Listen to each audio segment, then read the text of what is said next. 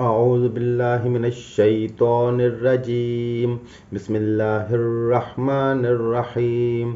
لا إله إلا الله محمد رسول الله صلى الله عليه وآله وأصحابه وبارك وسلم. اللهم صل على سيدنا محمد النبي الأمي وعلى آله وأصحابه وبارك وسلم. استغفر اللہ الذی لا الہ الا هو الحی القیوم واتوب الیہ. اما بعد، تمام دوستوں کو السلام علیکم ورحمۃ اللہ وبرکاتہ.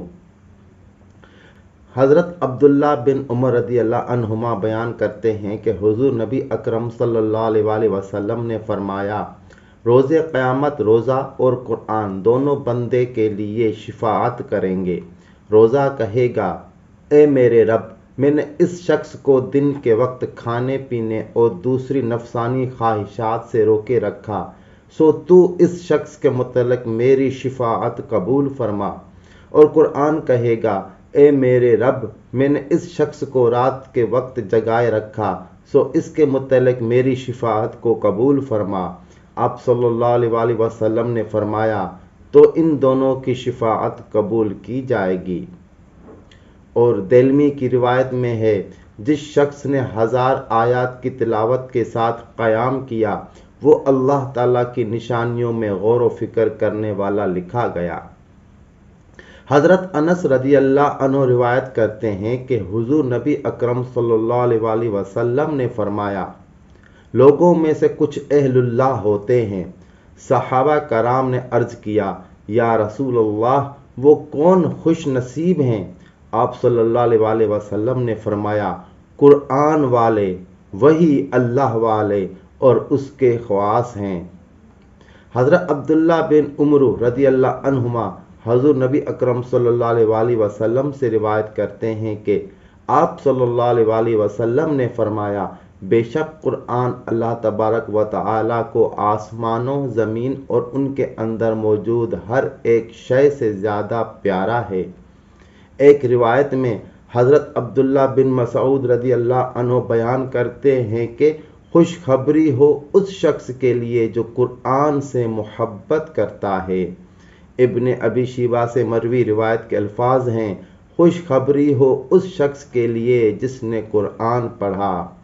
اور حضرت عبداللہ بن مسعود رضی اللہ عنہ حضور نبی اکرم صلی اللہ علیہ وسلم سے روایت کرتے ہیں کہ آپ صلی اللہ علیہ وسلم نے فرمایا، بے شک یہ قرآن حکیم اللہ تعالیٰ کا دسترخوان عطیہ و نعمت ہے.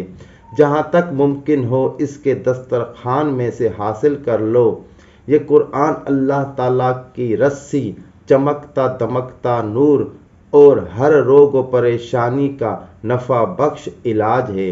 جو اس پر عمل کرے اس کے لیے باعث حفاظت اور جو اس کی پیروی کرے اس کے لیے باعث نجات ہے.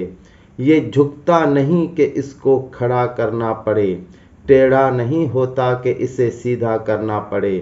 اس کے عجائب، رموز و اسرار، نکات تو کبھی ختم نہ ہوں گے، اور بار بار کثرت سے پڑھتے رہنے سے بھی پرانا نہیں ہوتا، یعنی اس سے دل نہیں بھرتا. اس کی تلاوت کیا کرو، کیونکہ اللہ تعالیٰ اس کی تلاوت پر تمہیں ہر حرف کے عوض 10 نیکیوں کا اجر عطا فرماتا ہے. یاد رکھو، میں یہ نہیں کہتا کہ الف لام میم ایک حرف ہے، بلکہ الف ایک حرف ہے، لام ایک حرف ہے اور میم ایک حرف ہے. گویا صرف الف لام میم پڑھنے سے ہی 30 نیکیاں مل جاتی ہیں. حضرت اسید بن حضیر رضی اللہ عنہ بیان کرتے ہیں کہ وہ اپنے گھر کی چھت پر قرآن پڑھا کرتے تھے اور وہ بہت خوبصورت آواز والے تھے.